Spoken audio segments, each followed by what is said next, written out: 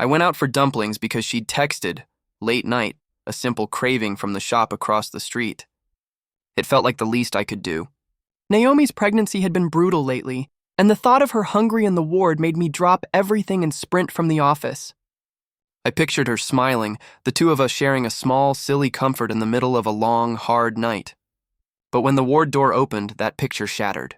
Naomi was on the bed, 7 months along, and she wasn't alone.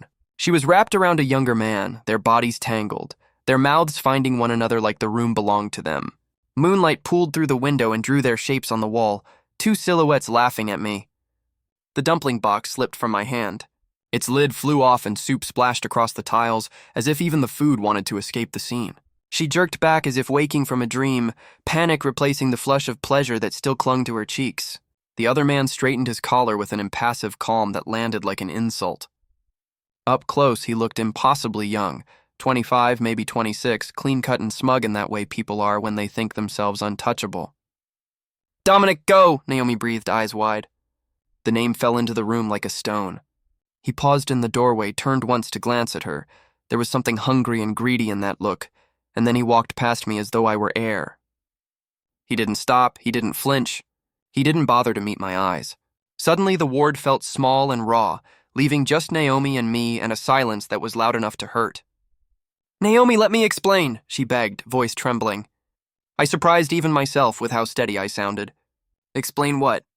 I asked, careful and cold. "Explain kissing another man in our hospital with our baby inside you." Her face went pale and she tried to laugh it off.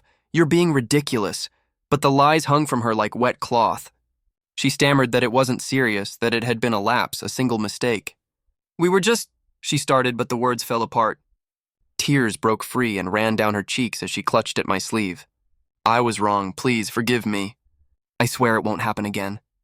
Her voice shook, and for a second I could see the frightened woman I'd loved, soft, helpless, but then a colder question pushed through the fear. "How long?" I asked. "How long have you known him?" She bit her lip and looked away, and the silence between us lengthened until she whispered, 3 months. 3 months. The numbers rearranged everything. If it had been 3 months, then when she'd been 4 months pregnant, she'd already started slipping away. Those nights she'd told me she felt nauseous. Those times she'd asked me to pick her up from work. What if those pickups were for more than my reassurance? Every careful excuse she'd given about the pregnancy being unstable, about doctors insisting on rest, suddenly felt like a threadbare cover for something secret. "I stayed home, I missed calls, I left work early for you," I said, the memory of every small sacrifice stacking up into a weight I could feel in my chest. "And you let another man hold you." Her hands flew to her belly, protective and terrified. "It's your child," she said desperately. "It's yours, Alex. Dominic and I, there was nothing more. Just a kiss. That's all." A laugh, brittle and small, escaped me. "You expect me to believe that?" I asked. 7 years of building a life with this woman, college dates, wedding vows, sleepy Sunday mornings, suddenly felt like a story someone else had told me. The ward's fluorescent lights made everything too bright, every detail too sharp. I thought of doctor's orders, of the nurses monitoring her, of how often we'd been in and out of that room because pregnancy had become fragile for her. The thought that the hospital itself had been the backdrop for betrayal made my stomach churn. "Please," Naomi whispered, crawling out of bed despite the heaviness of her belly. She reached for me like a child reaching for comfort, but I stepped back. "Don't move," I said before I could stop myself. "Careful with your lover's child." The words tasted like arsenic. "No," she cried. "It's yours, truly." Her voice broke. "If you don't believe me, we can do a paternity test." She sounded frantic, pleading for a sliver of trust I didn't know how to give. I told her we would when the baby was born. Until then, she could hope and pray and promise, but nothing would erase what I'd seen. I left the room without another look, footsteps hollow in the corridor. Nurses wheeled carts and swapped stories, their laughter a cruel soundtrack to the collapse of my life. They joked about a newborn chubby boy delivered earlier that day, unaware that one of their own patients was entangled in a secret that would change everything.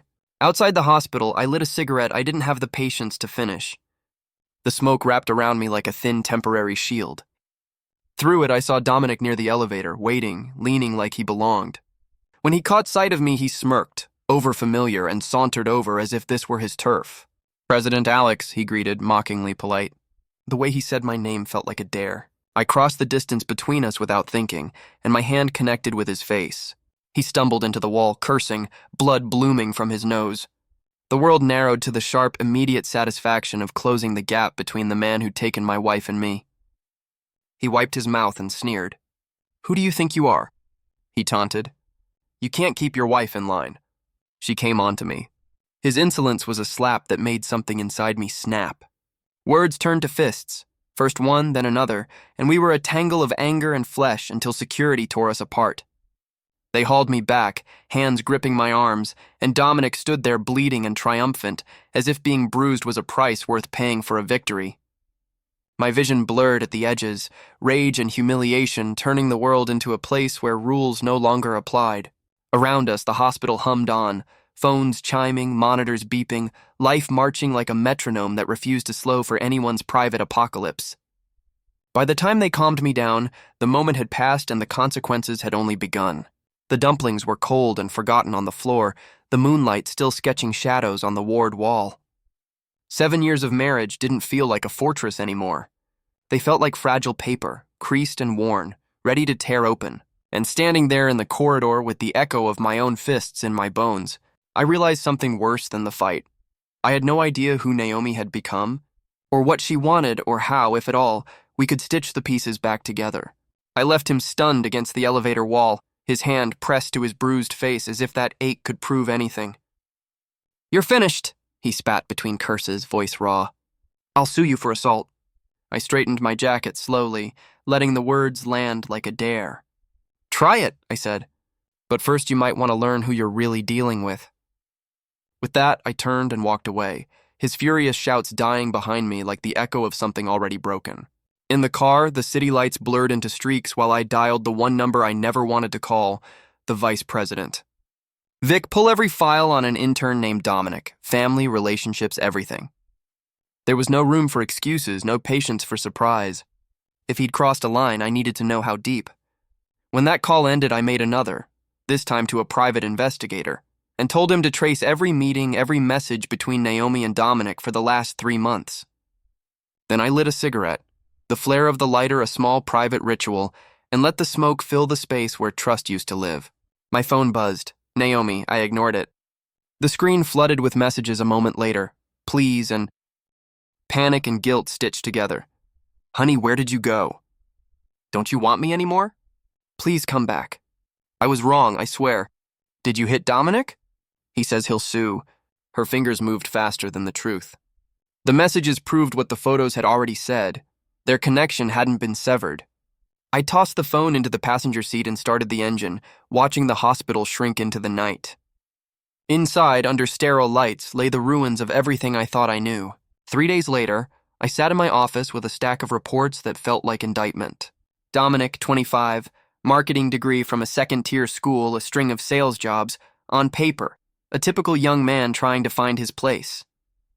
But the background check peeled that surface away. Loans he couldn't repay, a pattern of dating multiple women, even scamming some after graduation under the guise of matchmaking. How had he slipped through? I picked up the phone and called HR. "Get Manager Koo in here." He arrived pale and nervous, words stumbling out around Naomi's name. "She recommended him, said her cousin vouched for him," Koo confessed, sweat dampening his collar. Naomi had signed off on Dominic's hire. The hot metallic anger that rose in me wasn't just at the affair anymore. It was at the deliberate convenience she'd engineered, bringing the man into our lives, into our workplace. "Terminate his internship now," I said. Koo began to object, to stammer excuses on Naomi's behalf, but I cut him off. "You'll take full responsibility for HR. Naomi's duties transfer to you." Relief flickered across his face. He'd resented Naomi's power for a long time. Finally, I'd handed him the reins. The private investigator's findings were worse than the HR memo. Dominic had been at the hospital nearly every day, not as a concerned friend but as a conspirator. Pictures of them kissing in the staff lounge, videos of embraces in spaces where monitors should have been the only witness. And the cruelest discovery, Naomi hadn't needed to be hospitalized in the first place. Her fragile pregnancy had been the perfect cover for meetings and secrecy. The thought of her, 7 months along, wrapped in the arms of another man, tightened something in my throat until it ached. A soft knock at the door pulled me back. President Alex, manager Naomi is downstairs. She says it's urgent. Of course she did. When she entered my office, she looked like a woman carefully cast in pity, loose maternity dress, eyes rimmed with red. For 3 days, I'd refused to return her calls. Apparently, her patience had run out. Honey, she said on reflex, the pet name sounding thin in the formal space of my office. I asked her why I'd terminated Dominic. Her answer came out like a practiced line. He needed the job, his family was poor, but there was no earnestness behind it. I slid the photos across my desk and watched her face drain. Each image was a small, cruel mirror of what she'd done. She flipped through them with trembling hands, mouth opening and closing without sound. "You had me followed," she accused when the silence grew heavy. "Should I have waited until you two staged something worse?" I let her voice hang there and then laid the truth across the table like a final piece in a puzzle. The evidence said otherwise. Tears blurred the edges of her denials, and she tried again. "It wasn't like that. We never slept together." Words that wanted to be absolution but landed flat. "You let another man kiss your belly," I said quietly, and the sentence carried the weight of everything we'd once promised. She reached for me, desperate, pleading, crawling forward like someone begging for mercy. "I was wrong," she whispered. "Please, just once. For the baby." Her hands trembled as she gripped my leg. For a moment, the old tenderness flickered, fragile and dangerous. I shoved her away, not with brute force, but with the finality of a slammed door. "Stand up," I told her, and when she did, the office felt colder. "Be careful with your lover's child." The words were cruel because they were plain, and in their plainness they were true. Outside our house of vows, somewhere between loyalty and betrayal, something had shifted irreparably, and we both stood on different sides of that new, sharp line. She crumpled to the floor, sobs shredding the quiet. No, it's yours," she gasped, clutching her belly like a talisman. "I never slept with Dominic. If you don't believe me, do a paternity test right now." "Do it," I said from above, my voice flat as the window glass. But before she could stand on any proof, I leaned in close enough for my words to be ice. "You'd better pray this child is mine. Otherwise..." The sentence didn't finish as a threat so much as a promise that there was no going back. She fell apart like someone who had run out of maps.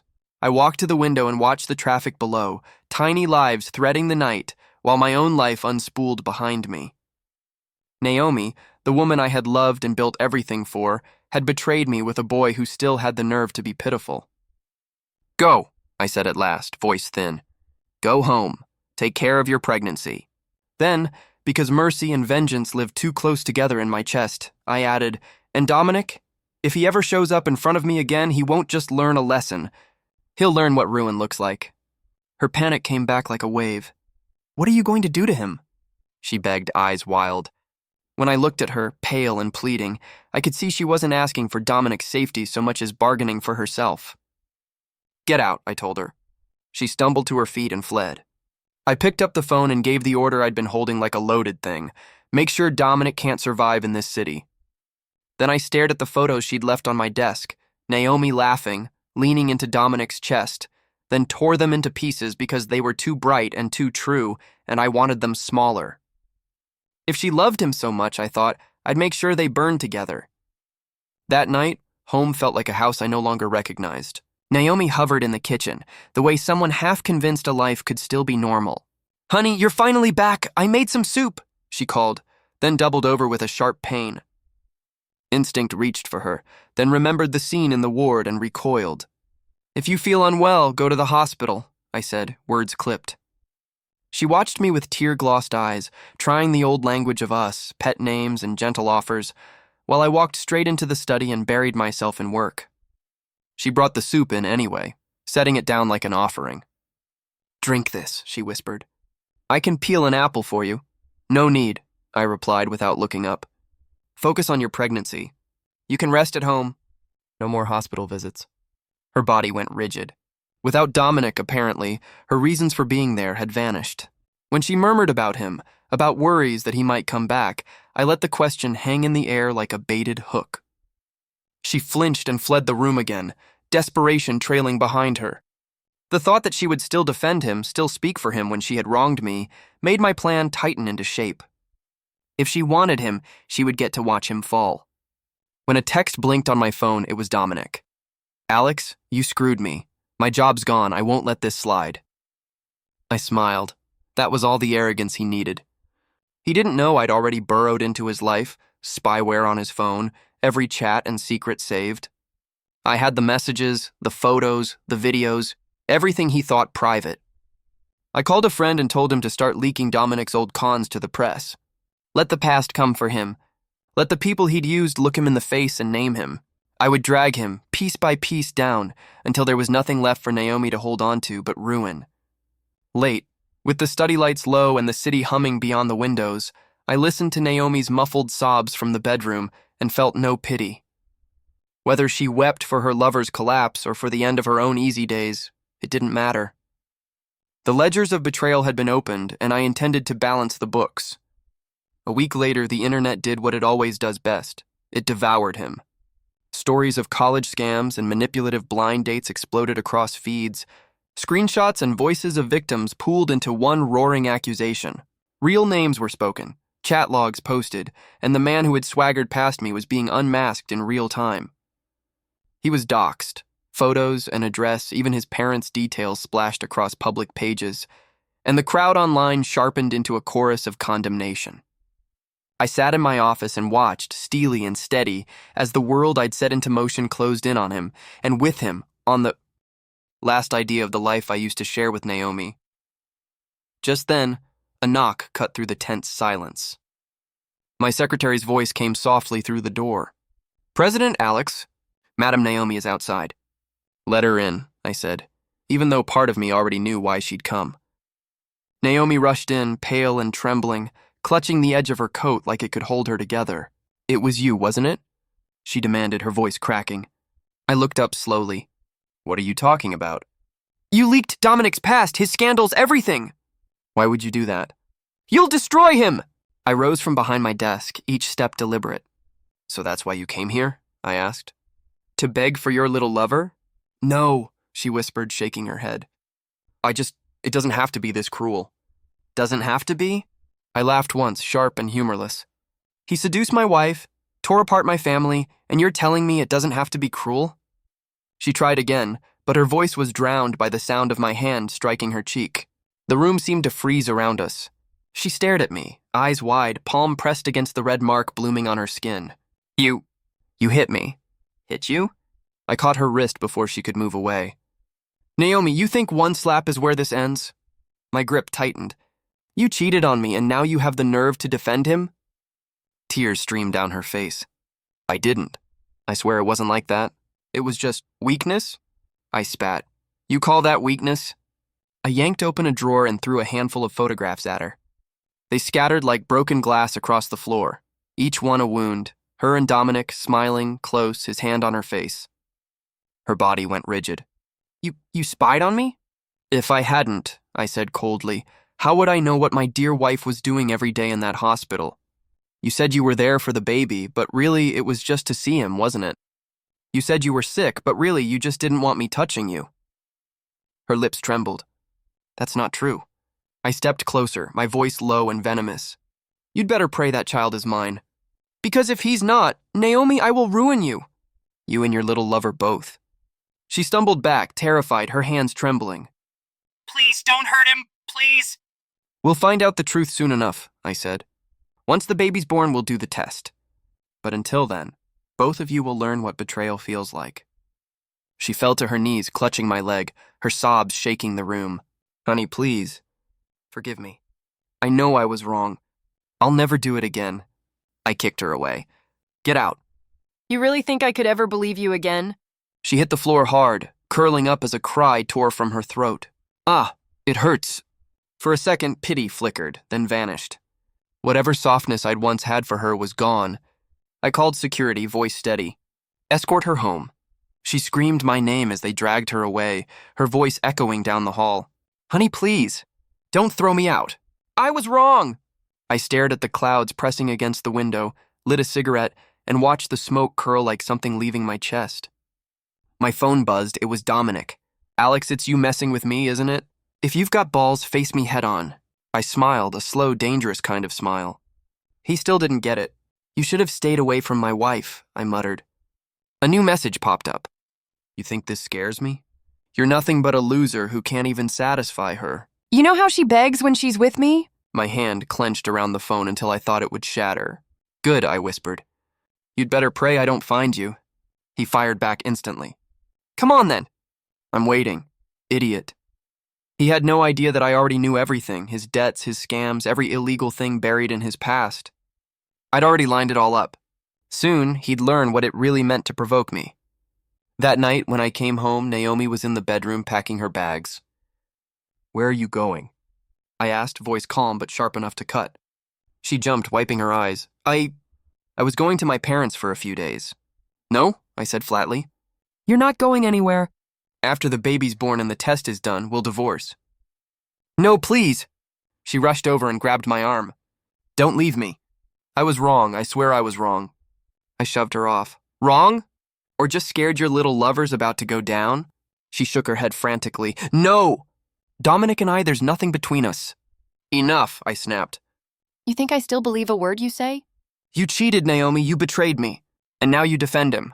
She sank to her knees, sobbing so hard she could barely breathe. Hit me if you want. Yell at me. Just don't leave me. I looked down at her, the woman I used to love, and all I could feel was emptiness. You'd better pray that child is mine, I said quietly. It is, she cried. I swear it's yours. I never slept with Dominic. I was just lost for a moment. Then tell me, I said, my voice low. Did you fall in love with him? Her whole body trembled. No, I didn't. I only love you. Liar. I turned away, my voice flat and final. If you love him so much, you can have him. Both of you deserve each other. I slammed the door behind me, her cries echoing through the house, sharp, desperate, fading into silence. And that's when I realized sometimes love doesn't die. It just turns into something unrecognizable, cold, sharp, and beyond forgiveness. Did she really think I was that easy to fool? I picked up the phone like a man closing a door. Release the rest of Dominic's dirt. Make sure he can't stay in this city. My voice was calm, but in it was a promise. A storm was coming, and I would make them both understand the taste of betrayal. 3 days later, the storm hit with the blunt force of a mob. Dominic's past exploded across feeds and forums. Loans he'd vanished on, schemes he'd run, women he'd used and discarded. The outrage was instant and merciless. Someone even leaked his address. His parents were harassed until they had to pack up and hide. I watched it all from my office, scrolling through the avalanche of comments as if reading the credits of a play I'd written. Naomi messaged me, begging, pleading. Please, she wrote, let Dominic go. He's miserable. My lip curled. She was still protecting him even now. You care about him that much? I typed back cold. Her reply came slower this time. I'm sorry. It's my fault. Punish me, she wrote, only don't hurt him. As if punishment for me meant mercy for the other man. I responded with the thought that had driven me from the beginning. If you loved him, watch him lose everything. Then the lobby erupted. My secretary's voice in my ear. Dominic is causing a scene. He says he wants to see you. I told her to bring him in. He stumbled into my office like a man whose life had been carved out from under him, eyes red, each step a tremor. Alex, he spat, furious and raw, you're the one behind this, aren't you? If you've got guts, face me openly. Hiding in the dark, what kind of man are you? I looked at him without mercy. I warned you to stay away from my wife, I said. You didn't listen. Don't blame me for what happens next. He laughed then, brittle and reckless. You think this will scare me?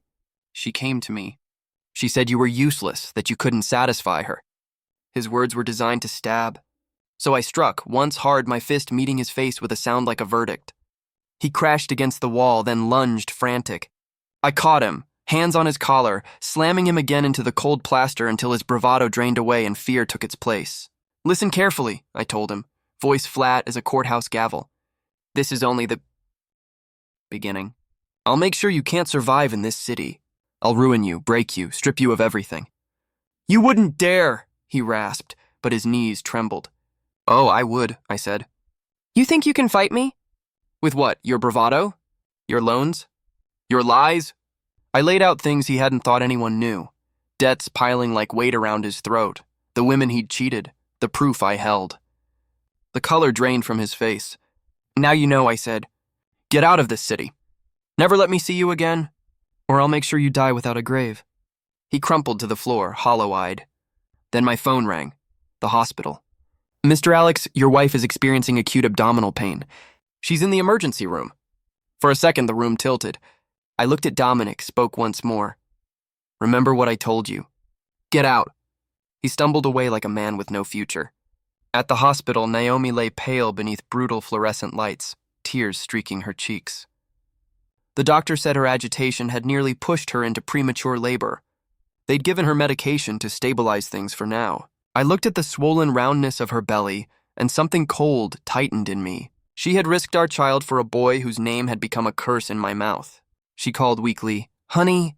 I turned and left the room, the corridors swallowing the sound. Outside, I lit a cigarette and watched the smoke curl like an escape route for all the promises that had burned. My phone rang. An unknown number. Dominic. "It's me," he said, voice gone small. "I admit defeat. I'll leave the city. But please, stop going after my parents." A smirk flattened my face. Now he knew how to bow. "You finally know how to pray," I said. His voice cracked. He begged, admitted his guilt. Blinded by the moment, he said. I crushed my cigarette butt beneath my shoe and answered simply, "Never let me see you again. Otherwise, I'll make sure you die without a grave." That night, I watched the first step of my plan fall into place. Dominic fled. His scandals kept spreading. Victims started filing police complaints. Authorities knocked on doors. I read the news and felt the slow, satisfying click of a mechanism I'd set in motion. One by one, his exits were closed. A month later, Dominic was gone for good, his name smeared and shrinking. Naomi opened the study door and stepped in like someone testing daylight after a storm. "Honey," she began. Without lifting my head, I asked, "What is it?" Do you have any news about Dominic?" Her voice was small, fishing. I raised my eyes to her and let my look do the work. "What, missing your little lover?" She bit her lip, searching for truth or forgiveness or some safe harbor. "No," she whispered finally. "I just heard his father was hospitalized." The words landed like a pebble in still water. For a moment, nothing moved. Then I stood up and walked toward her. The knock at my door felt small and ordinary, until my secretary's voice slipped through. "President Alex, Madam Naomi is downstairs." "Let her in," I said, though every part of me braced for the same storm. She rushed in like someone running out of time, pale, trembling, breathless. Her voice cracked as she accused, "It was you, wasn't it? You leaked Dominic's past." "You'll ruin him!" I rose slowly, my calm a thin veneer. "So you came to beg for your lover," I said, the words landing harder than I intended. "No," she pleaded. "Please, don't make this so cruel." "Cruel?" I laughed, but it was the sound of something broken. "He seduced my wife. He tore my family apart. And you want mercy?" She tried to argue, tried to hold on to an explanation, and I watched the old tenderness dissolve. Anger overwhelmed me in a single motion. My hand came down across her cheek. The room snapped. She clutched her face, eyes wide with disbelief. "You hit me," she whispered. "Hit you?" I caught her wrist before she could collapse. My grip was firm. "Do you think one slap ends this? You cheated on me with another man, and now you defend him to my face?" I felt something cold and merciless settle where forgiveness once lived. Tears streaked her cheeks. "It wasn't like that. It was a moment of weakness," she kept saying, the words wet and small. Weakness. The word tasted wrong in my mouth. I opened a drawer and pulled out the evidence, photo after photo, and flung them at her. They fluttered across the floor like proof you couldn't unsee. Naomi and Dominic, close, intimate, caught in what they thought were private moments. "You had me followed?" she asked, voice trembling. "If I hadn't," I said, "how would I have known what you were doing at the hospital? You said your pregnancy was fragile, that you needed care, but it was a cover to meet him. You told me the morning sickness kept us apart. Was that to keep me from touching you?" Each accusation was a cold, precise thing. She begged, "Please don't hurt him. Please don't." Her voice thinned into a plea for the very man who had destroyed us. I stepped closer until she could see the edges of my anger in my face. "Pray this child is mine," I said. "If it isn't, I won't hesitate to ruin you both." She stumbled back, terror on her face. "We'll do a paternity test," she cried. "It is yours, truly. Please forgive me." She fell to her knees and clung to my leg, the old supplicant I used to know. I was wrong. I'll never do it again. I kicked her away. Get out, I said. Do you really think I'll ever trust you again? She collapsed, clutching her belly, a cry ripping from her. For a flicker, less than a heartbeat, pity threatened to soften me. Then anger swallowed it. She didn't deserve mercy. Not after choosing him. I called security. Escort her home, I told them. They hauled her out while she sobbed my name. Honey, don't throw me out. Please, I was wrong. The sound followed me like a shadow as I stared out at the clouded sky and lit a cigarette. Dominic's messages kept coming, his tone alternating between threat and supplication. President Alex, my father is gravely ill. Please stop. I'll leave the city. He finally learned how to bow. I replied with terms, publicly confess what you did with Naomi, or your father will pay. He hesitated, suddenly worried about her reputation, and then posted a confession. He admitted seducing a married woman. He didn't name her, but everyone knew. When Naomi saw it, she broke, nearly into premature labor. Her phone glowed with Dominic's admission as she collapsed on the floor. I had her taken to the hospital. Doctors said the shock was severe and she needed observation. I stood outside her ward and listened to the muffled sobs. The sound tuned into something like satisfaction. The lesson had begun. October came and with it a cold night. Naomi went into labor. I waited outside the operating room as her cries spilled out. There was no pity left in me, only a hard vacancy. The nurse returned with bad news. Naomi was hemorrhaging and needed immediate surgery. I nodded. Do whatever is necessary, I said, and the nurse stared, stunned at my indifference. 2 hours later, a boy arrived into the world. Naomi, weakened from blood loss, was moved to intensive care. I carried the newborn away for a paternity test, because even when bound by blood, trust had to be proven. For 3 days, I did not visit Naomi once. Her messages piled up on my phone and I ignored them all. When the results came back, they landed like a small, useless mercy. The baby was mine. I stood in the corridor, cigarette smoke curling up toward the ceiling, thinking of how betrayal could be cruel but not always absolute. Her infidelity hadn't cost me the lineage I wanted. It had cost me everything else. I walked into the ward and dropped the test report on the bed. Relief washed over her face, brief, raw. See? She whispered. He's yours. I told you. I cut her off. I'll raise the child. My voice was flat and final. But once you're discharged, we will file for divorce. Her color drained. No, please don't throw me out, she begged, clutching the infant. For the baby's sake, I echoed. The child will carry my name. You can see him, but do not take him from me. Her pleas climbed to a higher pitch, thin and desperate. I'll be good. I was blind. I was wrong. I scoffed. Did she think a few words erased the night she chose someone else's arms over mine? When she tried to stand, the nurse held her down. The wound from the surgery could reopen. I turned and left with the weight of her cries in my ears. A week later, she was discharged. I sent the lawyer. Naomi refused flatly to sign. She insists on seeing you, the lawyer told me helplessly. No, I said. Cold. Tell her. Either she signs, or I will make sure she has no choice. My voice left no room for negotiation. The lawyer left, reluctant and shaken. And somewhere in the quiet aftermath of everything, I realized how thin the line had become between love and something else, something sharp and unforgiving. Not long after, my phone lit up with Naomi's pleading, message after message, a small, relentless rain. Honey, please, see me just once. I know I was wrong. Give me one more chance. I'll do anything. Don't divorce me. I read them all and answered with silence. Then my secretary came in, voice tight. President Alex, she's downstairs. She refuses to leave. I walked to the window and looked down. There she stood in the lobby, fragile and frantic, clutching the baby like he was the last decent thing left in her life. Security tried to move her along. She pressed the child to her chest and cried, an exhibition of devastation in the middle of our glass and steel building. I felt nothing but a cold, uncomplicated resolve. I picked up my phone and sent one more instruction, release the video. The one from the hospital, the one that blurred faces but left no doubt in anyone's mind. It hit the feed and spread the way shame always does now, fast and merciless. Within minutes, the comment section was a chorus of outrage. Isn't that the Lynn Corporation president's wife? Disgusting, pregnant and cheating. People don't just point, they tear. Naomi stood below while strangers judged her and pointed. I watched her press her cheek to the baby's head like a shield. Then her call came through. "Why did you release it?" she sobbed. "Why are you doing this to me?" I listened to the small broken sound and let it sit.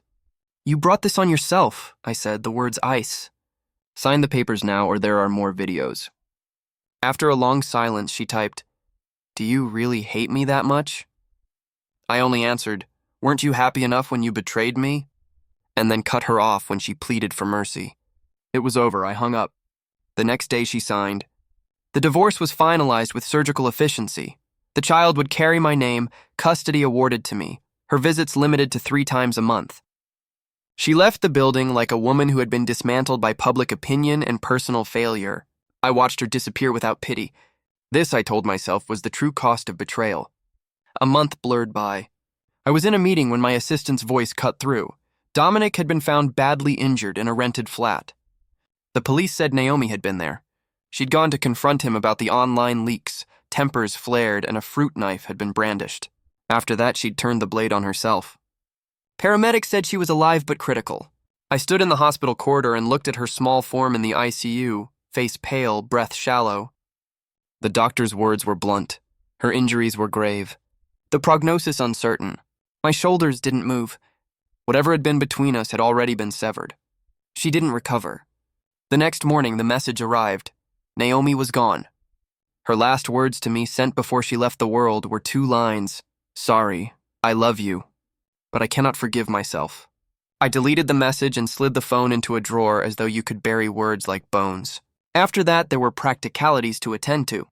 I hired a nanny for my son because a child's life should be softer than the war that had made him.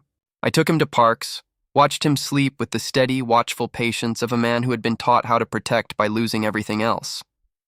Sometimes when his small chest rose and fell, a memory of Naomi would appear.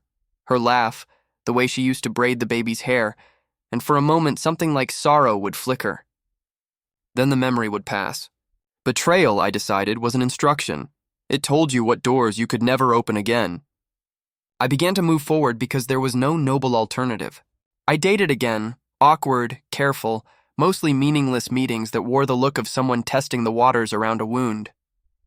Life didn't heal by waiting, it healed by choosing. I let the past drift away like smoke, convinced that revenge had been served and retribution had been paid. For me, the ledger had been balanced. She had her ruin. I had my resolution. And yet, in the quiet moments, when the house was still and the baby slept and my hand brushed his hair, I would sometimes wonder whether the cost had been worth the victory. The answer never arrived clean. What I did know, with a slow and terrible clarity, was this. Betrayal had been an end and a beginning. It destroyed something true and then taught me how to build again, with walls higher, trust stricter, and a heart made less easy to conquer.